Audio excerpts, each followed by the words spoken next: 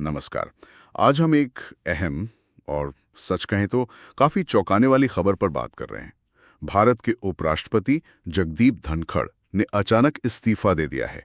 जी हाँ, बिल्कुल। और वो भी तब जब उन्होंने संसद सत्र के पहले दिन की अध्यक्षता की। ये काफी अप्रत्याशित रहा। तो आज हम इसी पर थोड़ी गहराई से चर्चा करेंगे। हमारे पास जो रिपोर्ट्स हैं उनके आधार पर समझने की कोशिश करते हैं कि ये सब हुआ क्या और क्यों। बिल्कुल। तो देखिए, इस्तीफा आया 21 जुलाई 2025 को। उन्होंने अपना इस्तीफा राष्ट्रपति द्रौपदी मुर्मू जी को सौंपा। और कारण आधिकारिक तौर पर क्या कहा गया? आधिकारिक वजह तो स्वास्थ्य कारण बताई गई है और साथ में डॉक्टरों की सलाह का भी जिक्र है। ये संविधान के अनुच्छेद 67A के तहत हुआ, जो इस्तीफे की प्रक्रिया बताता है, और ये तुरंत प्रभाव से लागू हो गया। स्वास्थ्य कारणों की बात पहले भी आई थी, जहां तक मुझे याद है। वो 74 साल के हैं और हाँ, उनके हृदय संबंधी इलाज की खबरें थीं। पिछले महीने एक कार्यक्रम में वो बेहोश भी हो गए थे। तो स्वास्थ्य एक मुद्दा तो था। लेकिन फिर भी मतलब मानसून सत्र का पहला दिन, उसकी अध्यक्षता करना और फिर इस्तीफा, ये टाइमिंग थोड़ी अजीब नहीं? बिल्कुल, यही बात इस पूरे मामले को खास बना रही है। टाइमिंग बहुत बहुत महत्वपूर्ण है और ये ऐतिहासिक भी है, पता है। धनखड़ जी पहले ऐसे उपराष्ट्रपति हैं जिन्होंने कार्यकाल के बीच में सिर्फ स्वास्थ्य कारणों का हवाला देकर इस्तीफा दिया है। अच्छा, पहले भी किसी ने दिया है बीच में? हाँ, दिया है, जैसे भैरों सिंह शेखावत जी ने दिया था, लेकिन वो चुनावी हार के बाद की स्थिति थी।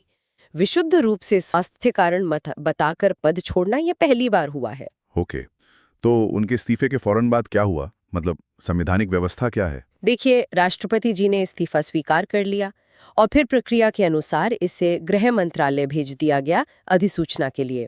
और राज्यसभा का काम कौन देख रहा है? क्योंकि उपराष्ट्रपति ही तो पदेन सभापति होते हैं। हाँ, बिल्कुल। तो अंतरिम व्यवस्था के तौर पर जो राज्यसभा के उपसभापति हैं, हरिवंश नारायण सिंह जी, उन्होंने अनुच्छेद 67 के तहत अस्थायी रूप से सभापति का कार्यभार संभाल लिया है। ठीक है। और नए उपराष्ट्रपति के चुनाव की प्रक्रिया वो शुरू हो गई होगी? हाँ, चुनाव आयोग ने प्रक्रिया शुरू कर दी है। दोनों सदनों के जो सदस्य हैं, उनकी मतदाता सूची मतलब वोटर लिस्ट, उसको अपडेट किया जा रहा है। अच्छा। इसमें थोड़ा वक्त तो लगता है, तो उम्मीद यही है कि मॉनसून सत्र जब खत्म होगा उसके बाद ही नए उपराष्ट्रपति का चुनाव हो पाएगा। चलिए अब जरा राजनीति पर आते हैं।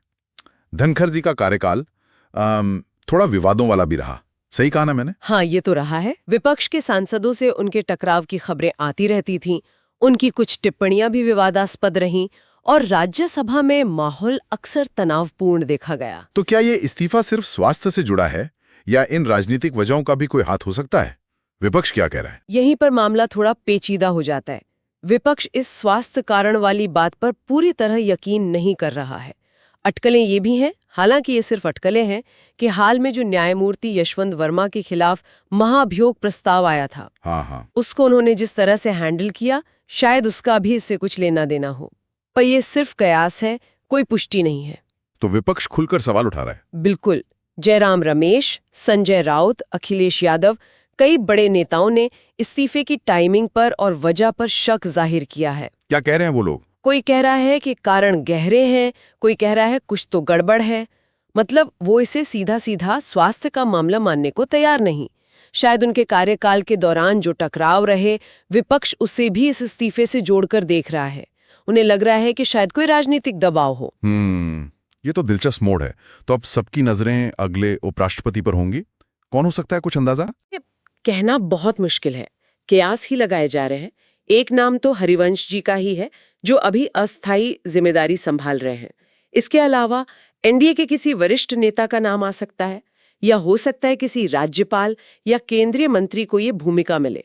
अभी कुछ साफ नहीं है। तो कुल मिला के स्थिति ये है कि उपराष्ट्रपति जगदीप धनखड़ ने स्वास्थ्य कारणों से इस्तीफा दे दिया है। हरिवंश जी अस्थायी तौर पर कार्यभार देख रहे हैं और नए चुनाव की तैयारी चल रही है। हाँ, बिल्कुल। लेकिन पर्दे के पीछे राजनीतिक गलियारों में इस्तीफे की असली वजहों को लेकर खूब फुसफुसाहट और अटकलें हैं। सही कहा। और यहीं से एक बड़ा सवाल उठता है सोचने के लिए कि ये जो अगला उपराष्ट्रपति चुनाव होगा, क्या वो महज एक संवैधानिक प्रक्रिया होगी, या फिर आधिकारिक स्वास्थ्य कारणों और विपक्ष के राजनीतिक संदेहों के इस माहौल में ये चुनाव सत्ता पक्ष और विपक्ष के बीच शक्ति संतुलन का एक नया अध्याय लिखेगा? ये देखना वाकई दिलचस्प होगा।